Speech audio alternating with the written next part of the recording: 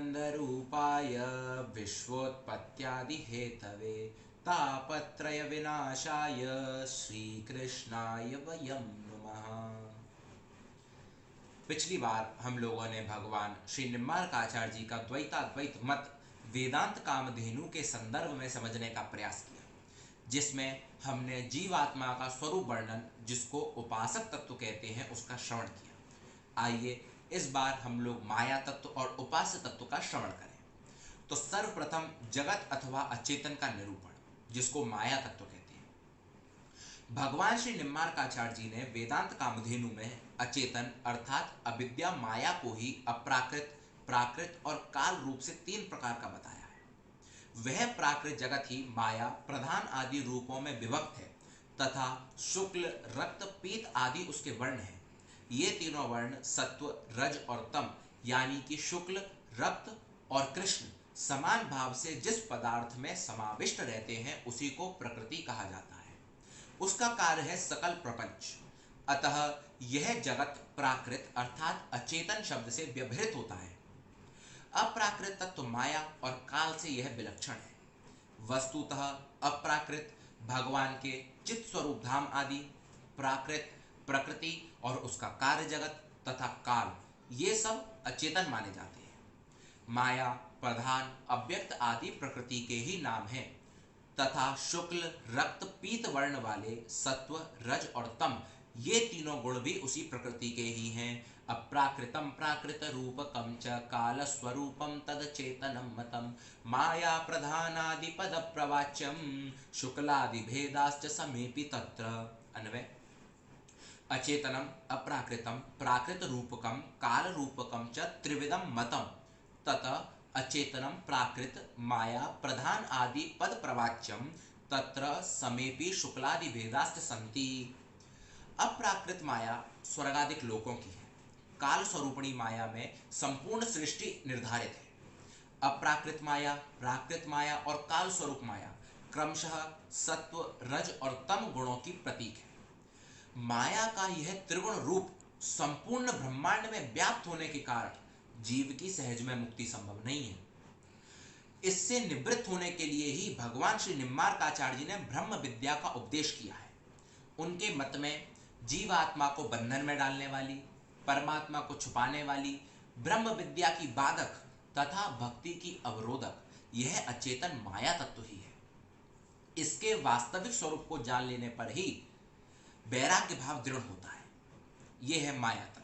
आइए अब परमात्मा तत्व। वेदांत कामधेनु में रमाकांत पुरुषोत्तम श्री कृष्ण को ही जिज्ञास्य ब्रह्म कहा गया है, जो समस्त सद्गुणों के समुद्र हैं किंतु किसी भी प्रकार के प्राकृतिक दोष से लिप्त नहीं है।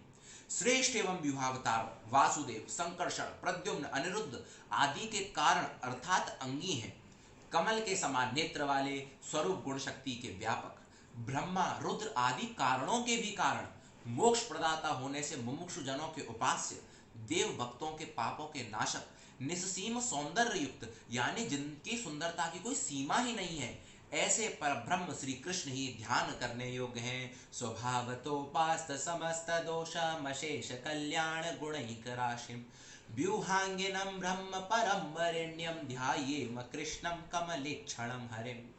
स्वभावतो अपास्त समस्त दोषम अशेष कल्याण गुणैक राशिम परम ब्रह्म व्यूहांगिनम वरेण्यम कमलेक्षणम हरिम कृष्णम ध्यायेम।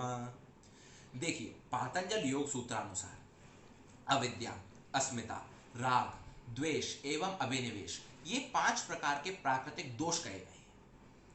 ज्ञान, बल, शक्ति, ऐश्वर्य, वीर, तेज, वात्सल्य, सौशील्य आदि अनंत कल्याणप्रद गुण कहे गए हैं।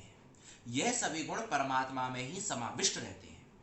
इन्हीं बृहद गुणों के संयोग से परमात्मा को ब्रह्म कहा जाता है। ब्रह्मा, विष्णु, महेश क्रमशः सृष्टि, स्थिति, संहार कारक व्यूहों के एकमात्र अंगी भगवान श्री कृष्ण हैं। ललिता आदि वाम सखियों, रंग देवी, सुदेवी आदि दक्षिणा सखियों के भी व्यूहात्मक कारण भगवान श्री कृष्ण ही हैं। संकर्षण रूप जीव, प्रद्युम्न रूप मन और अनिरुद्ध रूप अहंकार व्यूहों के श्री वासुदेव ही कारण है। वस्तुतः ब्रह्म से जीव, जीव से मन और मन से अहंकार की उत्पत्ति होती है। ऐसा हमें व्यूहांगिनम पद से व्यंजित होता है। परमात्मा को कमलेक्षणम कहने का तात्पर्य उपासक जीवात्मा के नेत्रों में सदा सुख रूप परब्रह्म के निवास करने से है। श्री हरि और श्री कृष्ण भी उसी परमात्मा के विभिन्न नाम हैं। ध्यान करने वालों के मन को एवं मन की दुर्वासनाओं को हरण करने वाला परब्रह्म ही श्री हरि है। और पापम कर्षति निर्मूल्यति इति कृष्ण, अर्थात पापों को खींचकर जो निर्मूल कर दे वही श्री कृष्ण है। भगवान श्री निम्बार्काचार्य जी ने वेदांत कामधेनु में युगल स्वरूप से श्री राधा और कृष्ण का उपास्य रूप में ध्यान और स्मरण करते हुए अपनी माधुर्य भक्ति युक्त भावना का उद्घाटन किया है। प्रेमा भक्ति का रहस्य इसी युगल तत्व में सन्निहित है। भगवान श्री कृष्ण के वाम अंग में प्रसन्न मुद्रा में सदा विराजमान, भगवत स्वरूप के अनुरूप मूर्ति धारण करने वाली, सहस्रों सखियों से निरंतर परिसेवित, सभी कामनाओं को पूर्ण करने वाली ऐसी वृषभानुनंदिनी श्री राधा रानी का ध्यान और स्मरण ही भगवान श्री निम्बार्काचार्य जी का अभीष्ट है। अंगे तु वामे वृषभानुजां मुदा विराजमाना मन रूप सौभगां, सखी सहस्रै परिसेवितां सदा स्मरेम देवीं सकलेष्ट कामदां। अन्वय, वामे अंगे तु मुदा सदा विराजमाना मन रूप सौभगां, सखी सहस्रै सदा परिसेवितां सकलेष्ट कामदां, वृषभानुजां देवीं सदा स्मरेम।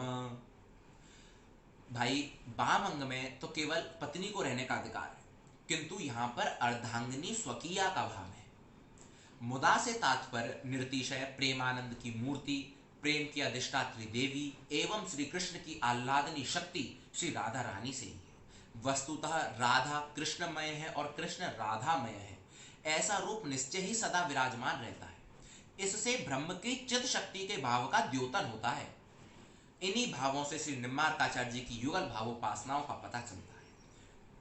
अनुरूप सौभगाम से तात्पर्य ब्रह्म स्वरूप के अनुरूप रूप धारण करने वाली, अर्थात जब भगवान श्री कृष्ण नारायण होते हैं तो राधा रानी लक्ष्मी होती हैं, इंद्र होते हैं तो सची होती हैं, रुद्र होते हैं तो दुर्गा होती हैं, यम होते हैं तो यमी आदि विभिन्न रूप अनुरूपों को धारण करने में समर्थ है।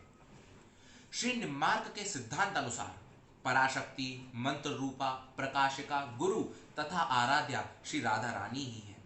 यस्य देवे पराभक्ति यथा देवे तथा गुरौ। श्री राधा रानी मुमुक्षु जीवों के द्वारा निरंतर ही सेव्य है, क्योंकि सभी जीवों को ब्रह्म भाव प्राप्ति की शिक्षा इन्हीं से प्राप्त होती है। वस्तुतः सभी सखी भावोपासक जीव ही उनकी सेवा में समुपस्थित होकर ब्रह्म का घनानंद रसास्वादन करने में प्रवृत्त होते हैं। वैष्णव संप्रदायों में सखी भाव और गोपी भाव की उपासनाओं को उत्कृष्टतम माना गया है। श्री राधा रानी उनकी आचार्य हैं।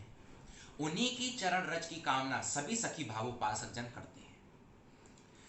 श्री राधा रानी भक्तों की सभी अभीष्ट कामनाओं को पूर्ण करने वाली है। देखिए, राधिका अर्चन के अभाव में कृष्ण का अर्चन संभव नहीं है। इन्हीं वृषभानुजानंदिनी श्री राधिका का स्मरण करने मात्र से मुक्ति सुलभ हो जाती है। अतः श्री राधा रानी का ही निरंतर ध्यान और स्मरण मुमुक्षु जीवों करते रहना चाहिए। श्री निम्बार्क की यह युगल भावोपासना श्रुति, पुराण और उपनिषदों से ही सम्मत है। इसी के साथ मैं अपनी वाणी को विराम देता हूँ। ओम शांति शांति शांति।